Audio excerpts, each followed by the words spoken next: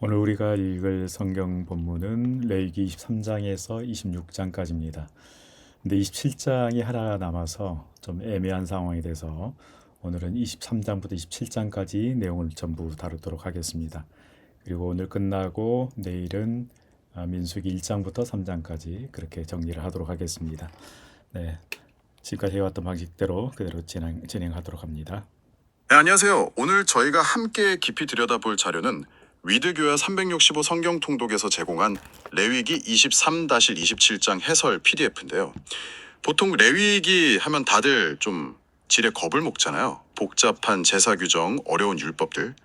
그런데 오늘 다룰 이 뒷부분은 완전히 새로운 세계를 열어줘요.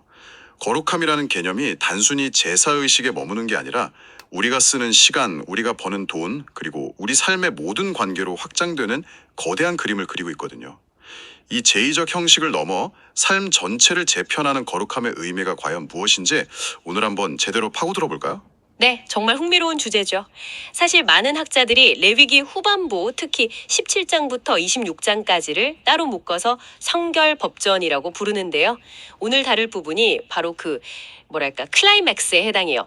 하나님과의 이상적인 관계가 어떻게 우리가 살아가는 구체적인 삶의 질서, 그러니까 시간 관리, 경제 활동, 사회 정의 같은 문제들로 나타나야 하는지를 보여주는 핵심적인 부분입니다.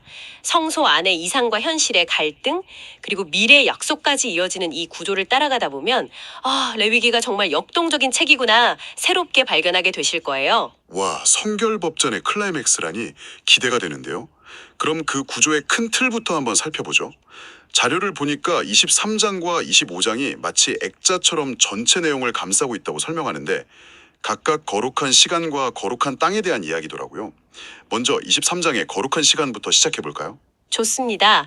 23장은 여호와의 절기라는 이름으로 이스라엘의 한 해를 거룩하게 구별하는 시간표를 제시해요.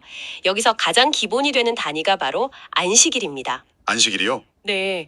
흔히 안식일은 그냥 쉬는 날이라고 생각하기 쉽지만 레위기는 이걸 모든 절기의 시작점이자 기초로 봐요.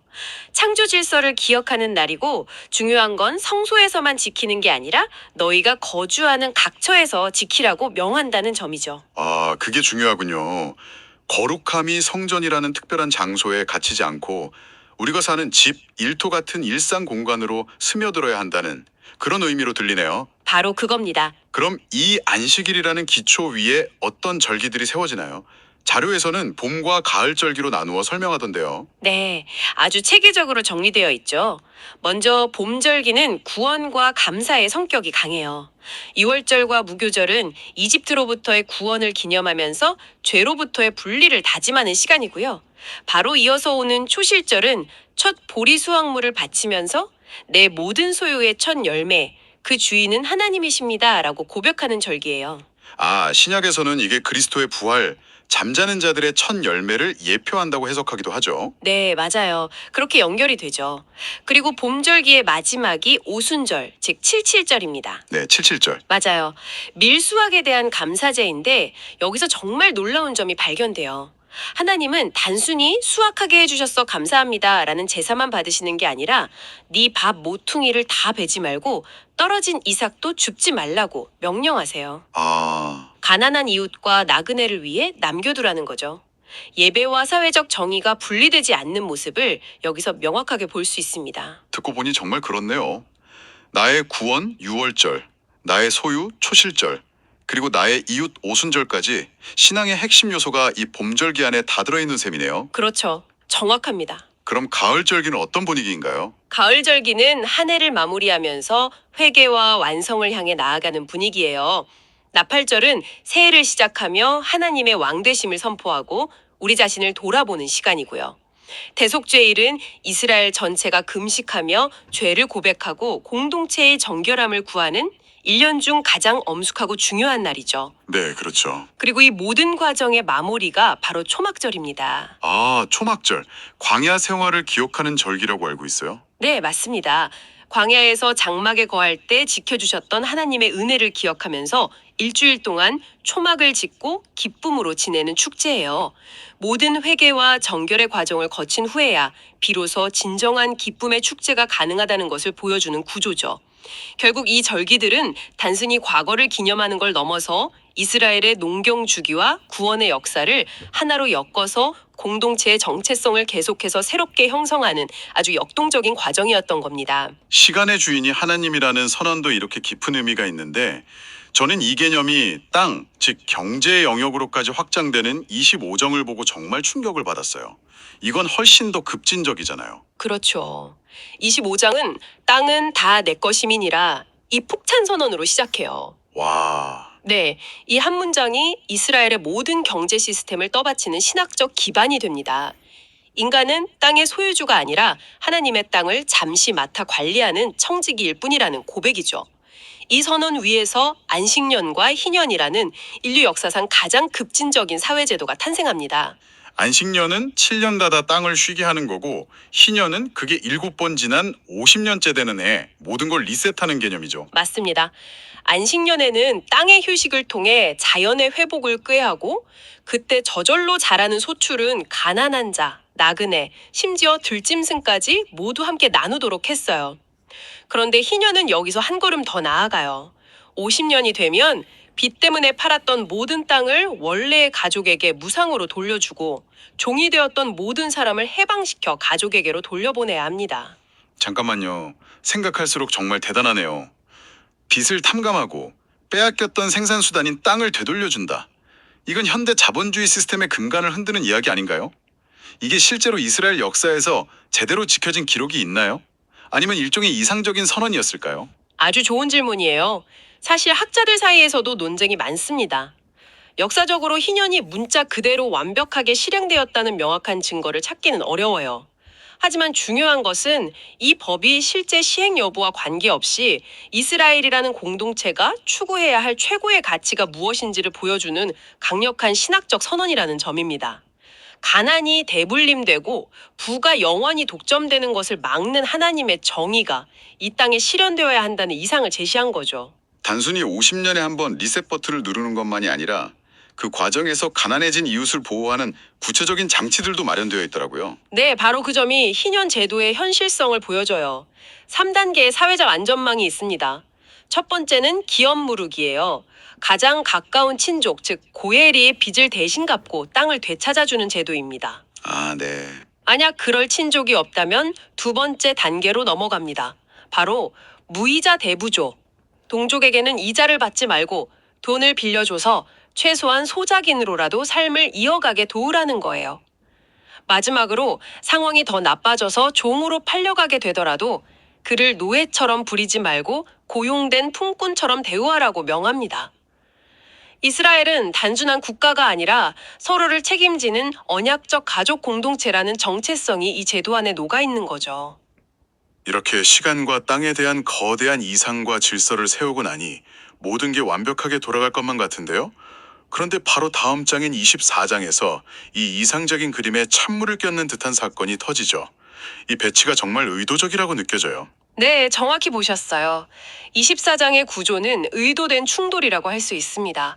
전반부는 성소 안에 완벽하고 평온한 이상을 보여줘요. 순결한 감람류로 밝히는 꺼지지 않는 등장불은 하나님의 영원한 임재를 상징하고 이스라엘 12지파를 상징하는 12개의 진설병은 백성들이 늘 하나님 앞에 있다는 영원한 언약의 증표죠. 백성들이 기름과 밀가루를 가져오고 제사장이 그것을 관리하는 아름다운 상호교제의 모습이에요. 정말 평화로운 장면인데 바로 그 뒤에 갑자기 웬 싸움 이야기가 나오죠? 처음 읽었을 땐 편집 실수인가 싶을 정도로 뜬금없다고 느꼈거든요. 그렇죠. 그 평온한 바로 뒤에 아주 혼란스럽고 폭력적인 현실이 터져 나옵니다. 이스라엘인 어머니와 이집트인 아버지 사이에서 태어난 한 남자가 다른 이스라엘 사람과 진영 안에서 싸우다가 격분해서 하나님의 이름을 모독하고 저주하는 사건이 발생해요. 이건 레위기에서 나답과 아비후의 죽음과 함께 몇 안 되는 실제 사건 이야기 중 하나인데 그 배치가 기가 막힌 거죠. 결국 메시지는 거룩함이란 성소 안에만 머무는 이상이 아니라 우리가 싸우고 갈등하는 이 지저분한 삶의 현장으로 들어와야 한다는 거군요. 시켜서 진정한 거룩함은 진영 안에서 증명된다는 메시지를 강력하게 전달하는 거예요. 그리고 이 사건을 처리하는 과정에서 선포되는 법이 또 아주 중요합니다. 아, 그 유명한 눈에는 눈, 이에는 이가 여기서 나오는군요. 솔직히 이 구절은 잔인한 동해보복법의 대명사처럼 쓰이잖아요. 네, 그렇죠. 이게 폭력을 제한하는 원칙이었다는 건 정말 의외였어요. 네, 현대인들이 가장 많이 오해하는 구절 중 하나죠. 이건 받은 만큼 똑같이 갚아주라는 복수의 라이센스가 아니에요. 정반대입니다.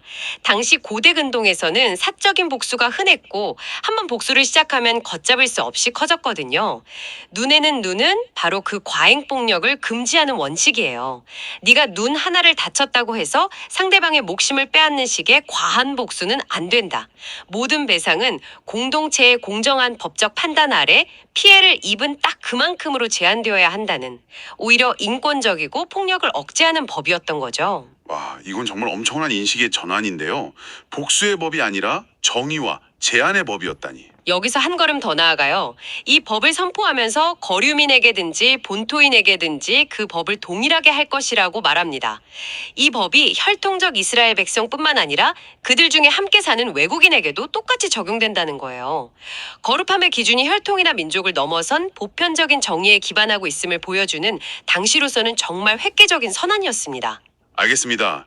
이렇게 시간과 땅, 그리고 공동체 안에서의 정의로운 삶이라는 거룩함의 요구들을 쭉 살펴봤는데요. 그렇다면 이 모든 것의 결과는 무엇일까요? 이 요구들을 따랐을 때와 따르지 않았을 때 어떤 미래가 기다리고 있는지 26장에서 보여주는 것 같아요. 마치 언약의 이용 약관을 설명하는 것처럼요. 과 저주의 장입니다. 순종할 때 주어지는 축복은 아주 구체적이에요. 때에 맞는 비, 풍성한 수확, 땅의 평화, 전쟁에서의 승리. 하지만 그 모든 축복의 정점은 바로 내가 너희 중에 거하며 너희의 하나님이 되고 너희는 내 백성이 될 것이라는 약속, 즉 하나님의 임재 그 자체입니다. 반대로 불순종의 결과인 저주들은 정말 무섭더라고요. 질병, 기근, 전쟁에서의 패배, 결국엔 포로로 잡혀가는 끔찍한 재앙들이 단계적으로 묘사되는데 읽다 보면 절망적인 느낌마저 들어요. 그렇죠. 하지만 여기서 26장의 진짜 목적을 봐야 해요. 이 무서운 저주의 목록은 이스라엘을 파괴하고 끝장내려는 게 목적이 아니에요. 오히려 그들을 돌이키려는 강력한 경고이자 회복을 위한 장치입니다. 그래서 이 장의 가장 놀라운 부분은 저주 목록의 끝에 나와요. 아, 그 회복에 대한 약속 말씀이시죠? 포로로 끌려가서 고통받는 그 절망의 자리에서라도 자신들의 죄를 깨닫고 할례받지 않은 마음, 즉 교만한 마음을 낮추면 하나님께서 언약을 기억하시고 그들을 다시 회복시키겠다는 약속이요. 바로 그겁니다. 이스라엘의 회복 근거가 그들의 완벽한 순종이나 노력에 있는 게 아니라 하나님께서 아브라함과 이삭, 야곱과 맺으셨던 그 언약을 신실하게 지키신다는 사실에 있다는 걸 명확히 보여주죠. 하나님의 심판조차도 언약을 파괴하기 위함이 아니라 깨어진 관계를 회복시키기 위한 또 다른 얼굴이라는 것을 알려주는 정말 희망적인 메시지입니다. 이 장엄한 언약의 선포와 회복의 약속 뒤에 레위기가 27장으로 마무리되는 게 저는 참 의외였어요. 축복과 저주라는 거대한 스케일의 이야기 다음에 갑자기 서원 예물이나 11조의 가치를 계산하는 세부 규정들이 나오잖아요. 솔직히 좀 김이 빠진다고 할까? 부록 같은 느낌이 들었거든요. 왜 레위기는 이렇게 끝나는 걸까요? 그게 바로 레위기의 신학적 깊이를 보여주는 마무리라고 생각해요.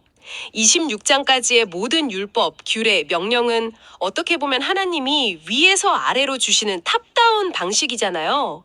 그런데 27장은 그 모든 은혜와 율법을 받은 백성들이 아래에서 위로 드리는 바텀업 방식의 응답을 다루고 있어요. 바로 자발적인 서원이죠. 아, 강요된 의무가 아니라 자발적인 응답? 맞습니다. 하나님, 저의 생명을, 저의 가축을, 제 집과 땅을 기쁘게 드리고 싶습니다. 라고 서원했을 때 그것을 어떻게 이행할지에 대한 규정들이에요. 지금까지 제시된 모든 거룩함의 요구가 결국에는 하나님의 은혜에 감사하고 감격한 백성들의 자발적인 사랑과 헌신으로 이어질 때 비로소 하나님과의 온전한 교제가 완성된다는 것을 보여주는 거죠. 그래서 레위기의 여정은 강요된 순종이 아니라 기쁨으로 드리는 책임 있는 헌신으로 아름답게 마무리되는 겁니다. 오늘 정말 레위기를 완전히 새롭게 본 것 같아요. 제사의식에 갇혀있던 거룩함이라는 개념이 튀어나와서 우리의 시간표, 우리의 경제, 우리의 법정, 그리고 마침내 우리의 자발적인 마음에 이르기까지 삶의 모든 영역을 재편하는 거대한 원리라는 것을 알게 됐습니다. 그렇죠. 레위기가 오늘날 우리에게 던지는 가장 큰 질문은 아마 이것일 거예요. 당신의 시간과 물질, 그리고 관계 속에서 어떻게 하나님의 통치를 인정하며 살아가고 있는가? 특히 개인의 소유권을 절대시하지 않고 정기적인 부채 탕감과 해방을 선포했던 희년 사상은 끝없는 성장과 욕망을 추구하는 현대 자본주의 사회에 굉장히 강력한 신학적 도전을 던집니다.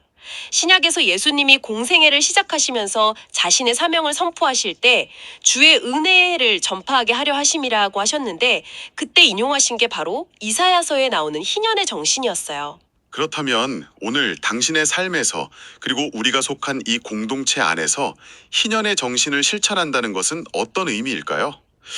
어쩌면 이것이 수천 년 전의 책 레위기가 오늘 우리 각자에게 던지는 가장 현재적인 질문이 아닐까 싶네요.